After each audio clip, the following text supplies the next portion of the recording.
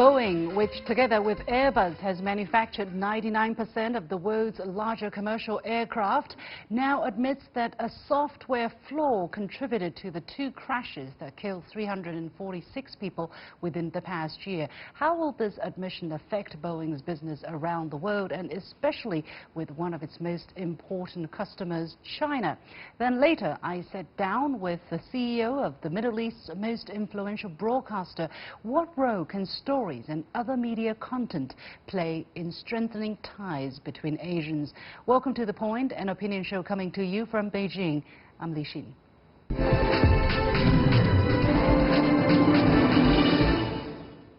Now, 2 months after Boeing suffered a second deadly crash of its 737 MAX airliner, the company has admitted to a flaw in its software design.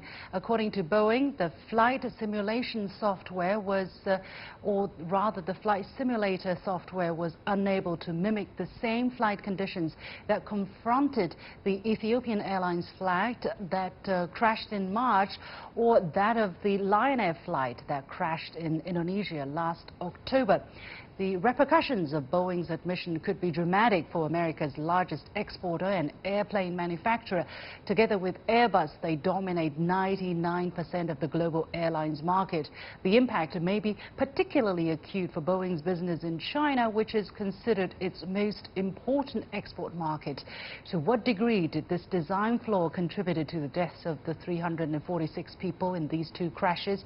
And how much might this admitted flaw, coupled with the ongoing U.S.-China trade war, affect Boeing's business with China? Joining me today in the Beijing studio is Edgar Perez, technology author and keynote speaker on AI and quantum computing, and from Singapore, Professor Henrich Greve, the Rudolf and Valeria Maag Chair Professor in Entrepreneurship at INSEAD. Gentlemen, welcome to the show. Let me go to the very latest. Now, China Eastern Airlines has filed a claim for compensation against Boeing after the grounding and the delayed delivery of the 737 MAX aircraft since March. Let's remind the viewers that China was one of the first countries to ground the plane after the second plane crash. So the airline has said that or China Eastern has said that grounding those planes had resulted in great losses for the company, and the losses are still expanding. So let me go to Professor Greve there. Is this going to be the start of a wave of compensation claims from airlines from around the world for Boeing?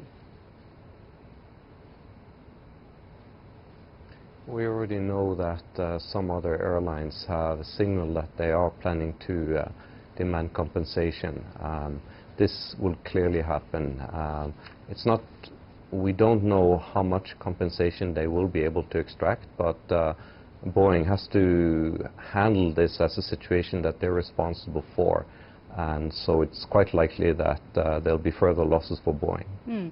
Well, let's look at the technical aspect of the things for a moment. Now, as I said, 2 plane crashes claiming the lives of 346 people, and it took 26 days after the second crash for the Boeing CEO to apologize, and only a few days ago did Boeing finally detect or admit, it didn't say when it detected, it finally admitted to the design flaw in the flight simulator software used to train pilots. Now, in the statement, the company said, and I quote, Boeing has made corrections to the 737 MAX simulator software and has provided additional information to device operators to ensure that the simulator experience is representative across different flight conditions. So, Mr. Perez, talk to us about exactly what it means from a technical perspective. How important is the simulator to the safety of the flights?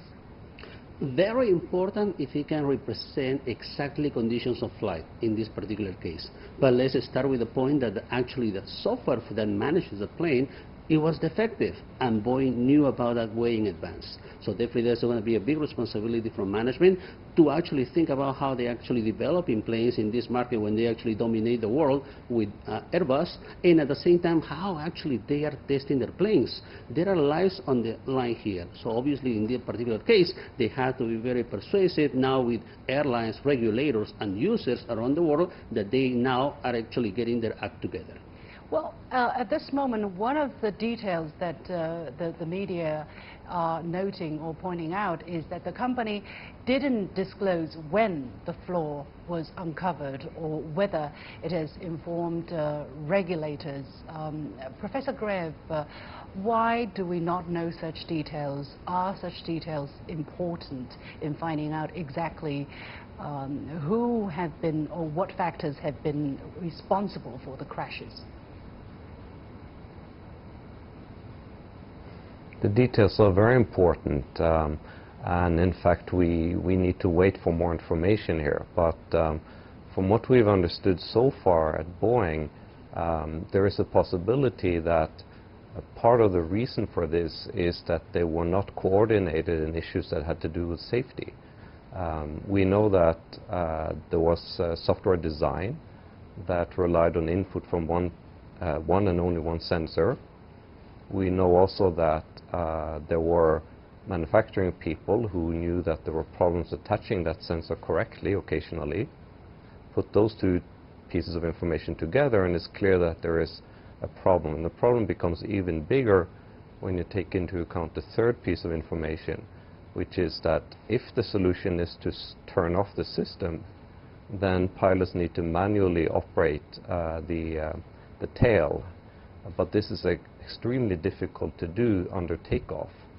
There's a third group of people at Boeing who would know that, but whether the first, second or third groups of people who knew about these components of the problem could talk to each other or could bring the problems they knew about up to the executive level, we don't know that. So they may simply have not been asking for enough information. So are you saying that maybe it's not any flaw that Boeing knew beforehand or well advanced that they didn't disclose, or for whatever reason they didn't tell their customers or the regulators, but simply because it's a lack of coordination that they only find out now? Professor Greve? Well, Boeing, the organization, knows, but did they put it together? If they didn't put it together, that's still a major flaw because it means that they're not sufficiently organized to take care of the safety. Mr. Perez, what is your take on the situation? What I understood basically is that this design flaw is actually with a simulator, which means it's with that machine that pilots train themselves, right, before they actually go and fly this specific model. What had happened is really that because of the flaw in the design of the software, that when the pilots go and train in simulated flights, they wouldn't actually have to deal with the kind of flight conditions that the pilots involved in the actual crashes were facing when the plane, just minutes before the plane crashed. So the pilots weren't prepared enough for any real possible scenarios. How much responsibility does Boeing have on not providing such training, providing such opportunities to train the pilots? Boeing has 100% responsibility. Of course, we're looking at the market when Boeing is competing with Airbus. There's a rush to manufacture planes, to deliver planes. Airlines are requesting planes. There's a growth in the population that wants to travel. So obviously there's a rush to develop and to prepare this. However, this rush has to be evaluated. I can only deliver so many planes if I'm going to be able to test all of them in the proper way. So definitely Boeing has a responsibility. It's my understanding that a culture in Boeing was to deliver planes, no matter what. So some corners have been cut. And that's something that Boeing will have to respond, not only to regulators, but also to airlines, clients, hundreds of clients all over the world, and ultimately users like us. How much could financial consideration be behind Boeing's decision not to have disclosed this information earlier? Well, I'm assuming that they knew it beforehand. Or Professor Greve, do you think there might have been this factor that because of the potential additional financial input involved, that it is Boeing found it was in its interest not to disclose the flaw earlier? So the financial considerations were primarily behind the rush to complete and finish certification on time, which is why they definitely cut corners in the design. There are flaws or at least shortcuts in the software that's controlling the airplane. There were also problems with the simulator, although here the information I have now is that they hadn't actually tested the simulator under realistic conditions, so Boeing employees weren't aware of how unrealistic the simulator was. The simulator isn't built by Boeing. They only supply the software for the simulator. Okay. Now let's take a look at the potential impact on U.S.-China trade on the company. We now, besides the fact that China Eastern Airlines is suing Boeing now, we know that there are altogether 96 Boeing 737 MAX 8, the model of the plane that was involved in the crash, and there are 96 of them on the Chinese mainland. That is accounting for nearly 3% of the total fleet in China at the end of last year. So, Professor Greve, how serious do you think the flaw in the software would be impacting China, the Chinese market?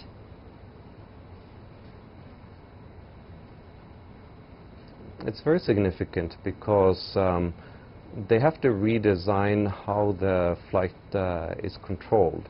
The reason for this software to exist at all is that Boeing has made a principle in the 737 series that whenever they upgrade, they try to maintain as much of the pilot training and certification as possible. But that means they can't really make the plane design too modern. So the most modern 737, the MAXes, they're basically old airplane designs with new parts stuck on them, where the engine is the most important part. This has led to some building and design problems which they tried to solve with software, but this was a solution that, at least with this first revision of the software, didn't work. Can it be made to work? We certainly hope so, but there's actually no guarantee, because these airplanes are intrinsically a little less stable than earlier models of the 737. As a result of Boeing's decision to try to minimize the retraining necessary, which was a big portion of their marketing. So China was one of the first, as I said, one of the first countries to ground this model. So Mr. Perez, does it look like these fleet might return to the sky anytime soon here in China? Well, not anytime soon. Boeing has to guarantee that they have developed an extensive process for testing of these planes.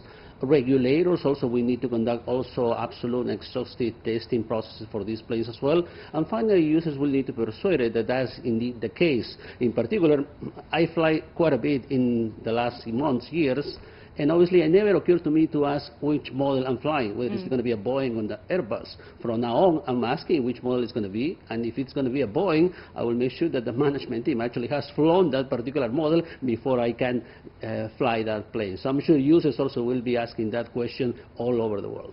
How much longer is it going to take for Boeing to regain the confidence of the consumers, Mr. Perez? Do you think eventually it's going to happen? Because there are incidences of other companies, other planes being involved in crashes in the early days of its launch, but eventually they do take to the skies and stay there for decades. Well, as you said, the company has been in business for decades, so obviously every company in the world has gone through some bumps. This is a very important mistake for Boeing. Management has a responsibility. The CEO of the company has to go. The fact that we are learning about details of these incidents day by day, drop by drop, bit by bit, definitely speaks volumes about the culture in Boeing, and that has to change.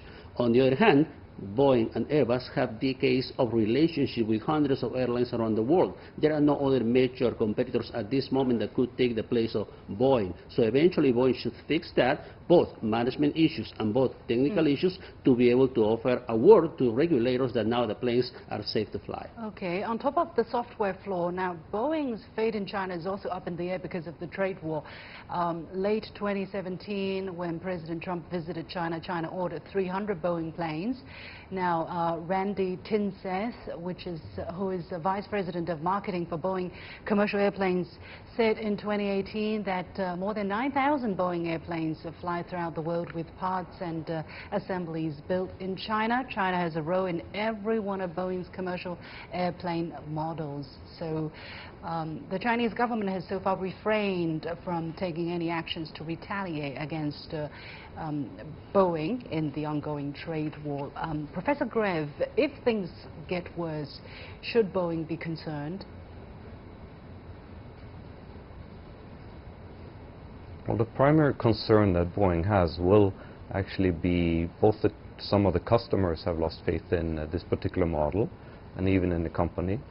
And also that airlines are, after all, responsible for the safety of their customers. Now, airlines can distinguish between models quite well. They know that 737 is special, and it is currently the oldest model, and one that they now know that they have to worry about. How quickly can they regain their confidence? That's going to be a problem. Chinese airlines are going to worry about this, just the same way that airlines all over the world will do. Now, in terms of the trade war, there's a possibility that there will be some reaction. Now, I think both the Trump administration and Chinese government are fully aware that the Boeing headquarters and their major manufacturing facility are in Washington State, which is a solidly democratic place. So it simply isn't his party. So for that reason, there's actually a possibility that it won't be the area where they strike out the most. All right, we have to leave it there. Time is up. Many thanks to Edgar Perez, technology author and AI specialist, and Henrich Greve, a professor of entrepreneurship at INSEAD.